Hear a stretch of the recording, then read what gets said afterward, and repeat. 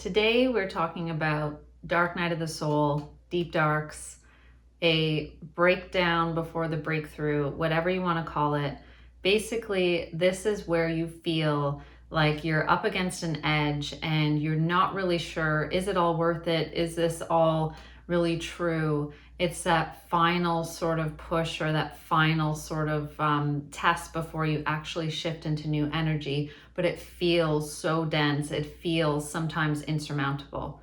Really, the root cause of this is disconnection, and that's disconnection from source. You know deep down that there is something bigger, something more beautiful supporting you, that there's a larger context, but you lose in that moment the connection to that. I should say you feel that you lose that connection. You're never really fully disconnected. You just feel disconnected. So today we're going to talk about some tools, and we'll be doing an entire series on this for when you feel in those deep dark moments. And before we move on to that, if you don't know me, my name is Chelsea. I was a naturopathic doctor for nearly a decade before really stepping into my own intuitive gifts. And now I am an intuitive activator and energy alchemist, helping my clients shift the energy to connect to their body, their sacred vessel, their purpose, and really boost their own intuition. And in my own journey of 20 plus years, I have had my fair share of these dark nights of the soul. And I've, over the years, collected so many different tools, basically, on how to address this. And I really want to share that with you. So there will be a whole series of videos coming out. Today, we're talking about external things to help inform the truth that there is something there to support you. What I mean by that is when I am really feeling that disconnection, I am not clear enough in myself. I don't have enough clarity in my own system to guide my way forward. So when I'm really in the low, I will use something external to myself to help give me confidence, that little bit internally. So one of the things that I do, and I'll add the links below here in the description, is I actually have a couple websites that I reference. One of those is Spirit Animals. So it's a spirit animal generator.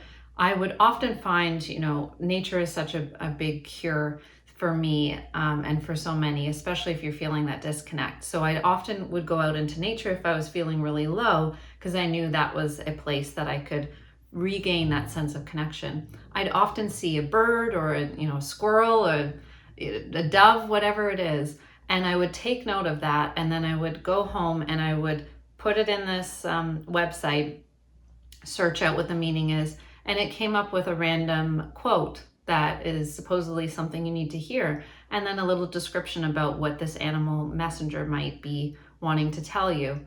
I would then, if it resonated, and it almost always did very deeply, I would take a screenshot of that and I would put it aside somewhere where I could see it or access it, sometimes putting it in a folder for later reference. The caveat here, the interesting thing is that I often didn't reference it again. One, because I got that little boost in the moment that I needed. Two, by screenshotting it, it tells my brain that this is important. And so I sort of trained myself to, to let my body know that this is something we want to pay attention to. I didn't necessarily need to reference it again, but that could be helpful for you. The other website, there's two of them. One similarly works on that random generation of a quote and an angel message. And then there's another angel website that I love that has actual readings. So you click on what type of reading you want and it generates a number of cards. So those are some things that I would use. I'd also ask for repeat numbers. So again, I would just say, give me a sign, I need a sign, and I would get a repeat number showing up, for example, on the odometer, on my car, on license plates, on signs, phone numbers that would come up. There's a meme out there actually that has, I'm sure there's multiple, there's a person and they're all bundled up and it looks like they are just, shutting out the world and completely deflated, and they have no purpose or sense of where they're going or drive. and all of a sudden they look up at the microwave and it's 11:11, and like they open up their hood and they're ready to take on the world. And as ridiculous as that sounds, sometimes it's just those little, very little things.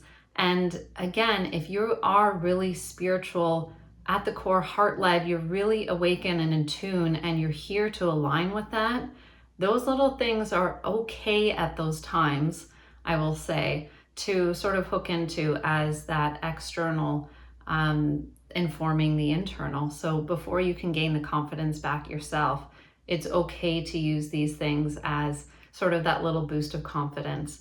Because again, we can take that as a sign that something responded, something heard you in your moment of desperation, of calling out for some sort of sign, whether you consciously ask for a sign or not, that there's something there that's responding and is there to support you.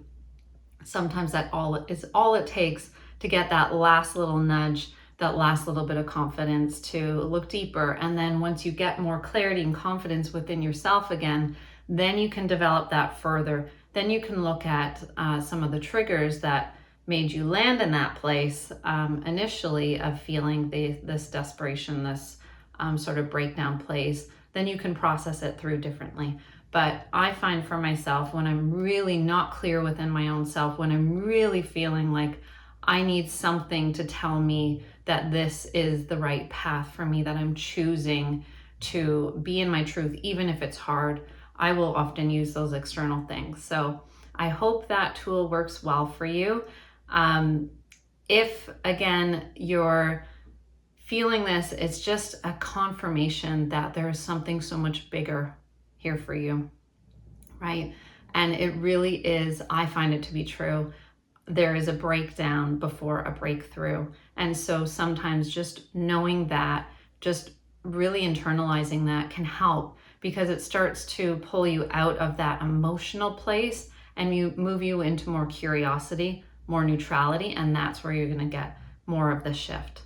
So if this is helpful to you, please like the video, subscribe, and if you want to be notified of the next ones, hit that little bell and it will let you know when the next videos come out in the series.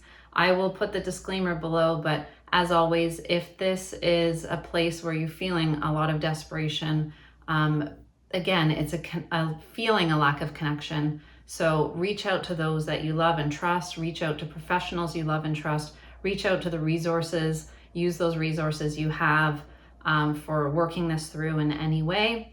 But hopefully this tool with discernment can help you just move that needle a little bit more forward when you're really in that place and needing that extra bit of confidence.